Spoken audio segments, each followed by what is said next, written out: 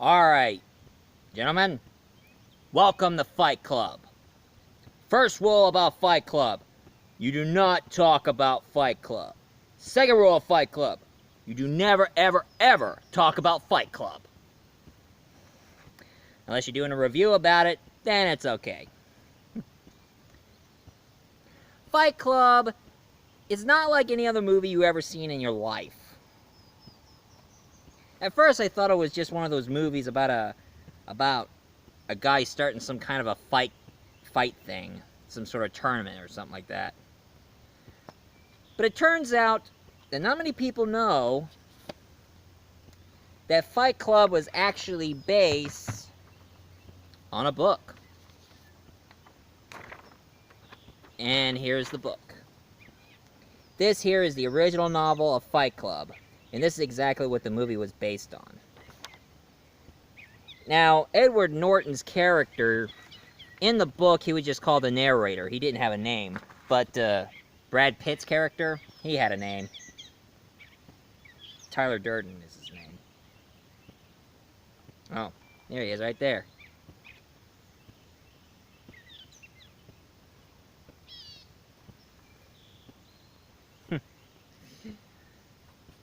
And of course, here's Edward Norton as the narrator.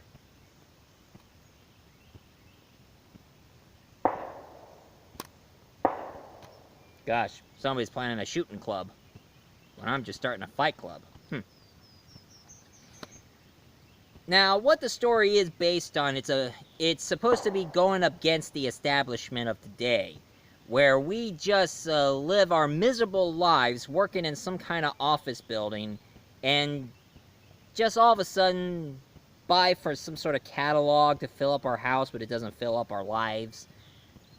So therefore, he meets a guy named Tyler Durden. And he starts teaching him to raise up against the establishment. So, that's when the Fight Club was started. But of course, before he met Tyler Durden, our main character here, he had a hard time trying to sleep. I mean, all that working and all that buying stuff from catalogs in his apartment. But his problem is he had a problem of trying to sleep. I mean, he couldn't sleep for weeks. And then all of a sudden he meets Brad Pitt himself, Tyler Durden, and tell him that he should go against the establishment. Try to go against something that we don't even belong to be in our daily lives. And anytime if you feel like punching somebody, well, pretty much release all the stress by whacking somebody in the face.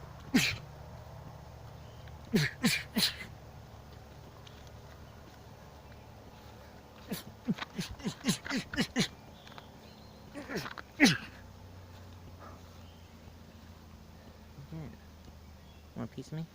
Huh? Yeah? Now, of course, the main character of Edward Norton, he decided to go to some certain convention that's supposed to help him sleep. So he goes to these support groups. Although he's going to support groups that he has no problem at all. People who have testicular cancer. And he meets Meatloaf's character, which he was a former bodybuilder. He used to be a spokesman for bodybuilding stuff, until when he injected himself with some steroids, he started growing boobs. This is why I don't take steroids. And look how ripped I look.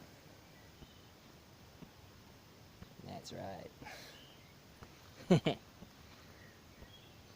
You got tickets to the gun show?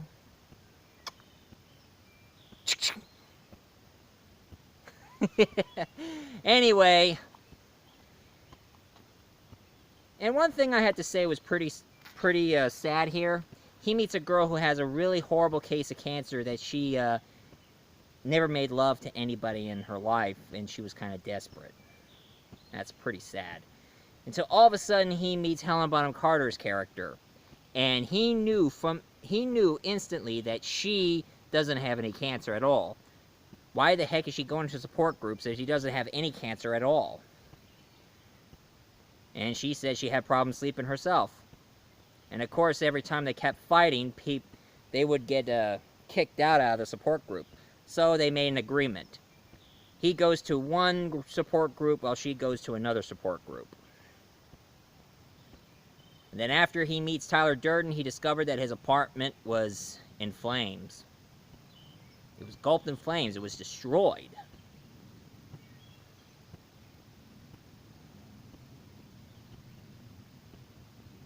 So, that's when his friend Tyler Durden decided to create a fight club. A club where all the guys can go out and punch each other.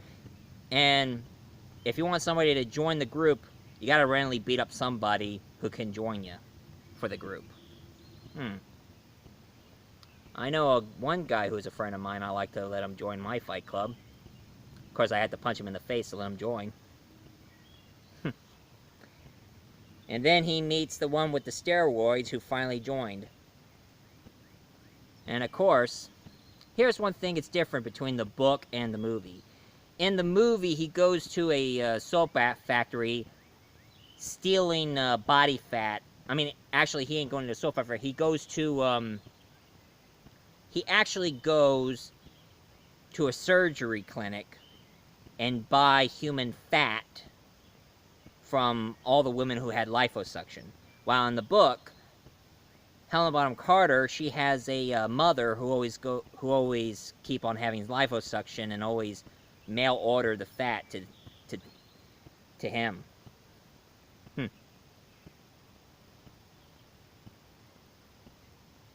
That there's a big difference. And then all of a sudden you see this bleach blonde, good-looking guy who becomes Tyler Durden's favorite, and Edward Norton's getting pretty jealous of his good looks. And I knew that was Jared Leto playing the blonde guy. And as Edward Norton challenged him for a fight, he just really peed him off. He kept whamming and hitting and punching the guy's face, just wham, wham, wham, wham, wham. I guess his good looks makes him really jealous. And you know, what is it with Jared Leto? I mean, before he played the Joker, I mean, he gets chopped up by Christian Bale. And in Fight Club, he gets his face pounded by Edward Norton. Imagine that. Actually, to tell you the truth, every time I see Jared Leto being the Joker, it makes me feel like doing exactly what Edward Norton did. Pound his face for playing a Joker. Because honestly, I really didn't like Jared Leto's performance as the Joker. And I know some of your watchers... Hold my calls, will ya?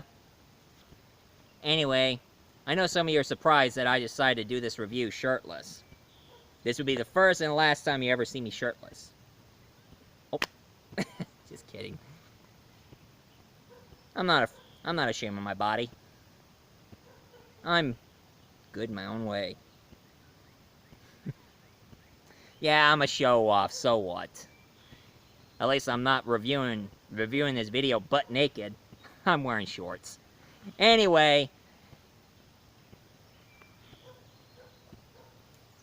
spoiler alert for those of you who haven't seen the movie. Oh yeah, here's one thing that's really shocking between both the book and the movie. When Helena Bonham Carter's character in the book, what she said to Tyler Durden, Brad Pitt's character, in the book, she said, "I want to have your abortion." Now, the producer of this movie thought it was a bit much, so they decided to change the joke to make another kind of joke. It's kind of disturbing, but also funny at the same time. So, they changed the line into, she said, I haven't had sex like this since grade school. Wow. Bear in mind, this movie's no good for kids. I mean, there's a lot of violence and a lot of gore and brief nudity involved. Although the sex scene they made was actually CGI. But still nudity nonetheless. So I wouldn't recommend this movie for kids.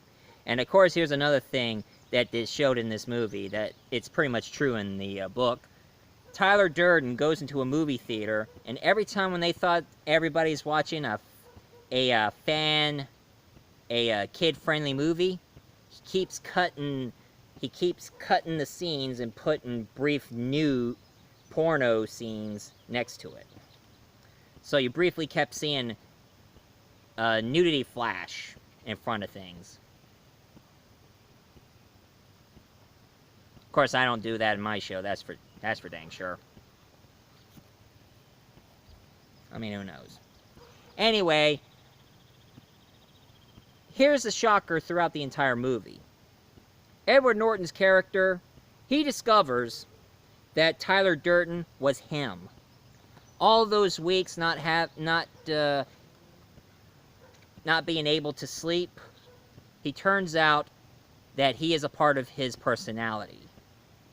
He hallucinated about him, and he became Tyler Durden half the time. So it's not him having sex with Helena Bonham Carter. I mean, he thinks it's Tyler Durden having sex with Helena Bonham Carter, but actually it's him having sex with her, as he figured it out. And of course there is this huge building, and he discovers there's a bunch of explosives in the building. He's going to blow up that building. Now in the original book, he wasn't exactly going to blow it up. He was just going to have people push all these tables through the window and let it tip over and hit and fall like a domino next to another building. But in this one, there's bombs. And of course, there's nobody in the building, so he doesn't want to harm any innocent people. Although in the book, there were some civilians getting killed. And of course, the guy with steroids who have the man boobs, he gets shot. He gets shot in the head, both the movie and the book. And of course, at the end, he discovers that Tyler Durden has a gun in his mouth, about ready to blow his brains out. But as he realized, he's pointing a gun at himself. So the only way he can stop Tyler Durden, he has to blow the hole in his cheek, his way of killing Tyler Durden. And of course, there's a group of followers who follows him, telling him what is his idea and what's his plan. Turns out he created a cult. He created a cult. Making a lot of anarchy and chaos, everything in a mayhem.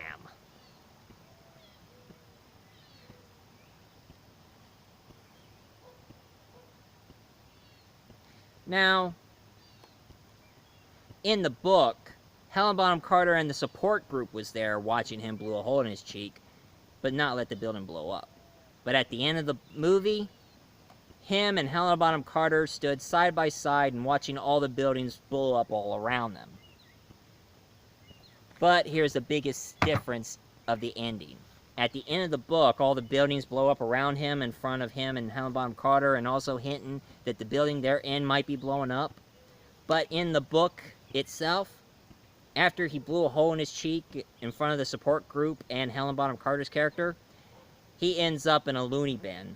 And and he figured out that one of the interns was his part of the secret society, because one of the intern whispered to him saying, "We'll be waiting for your arrival." And that was the end in the book. Different than the movie. Now, the movie became so popular enough.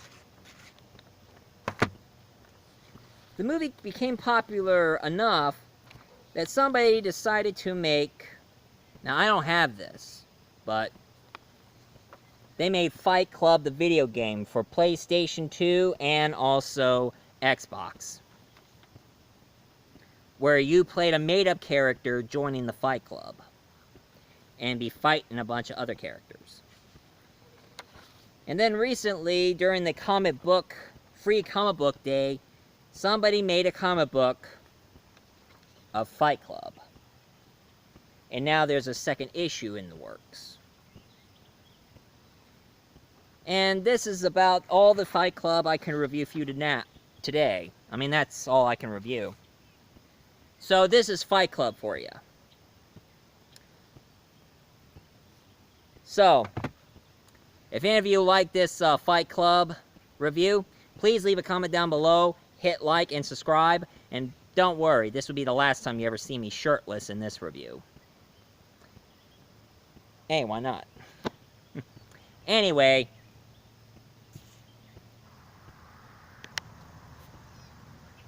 Hey, hon, who you talking to?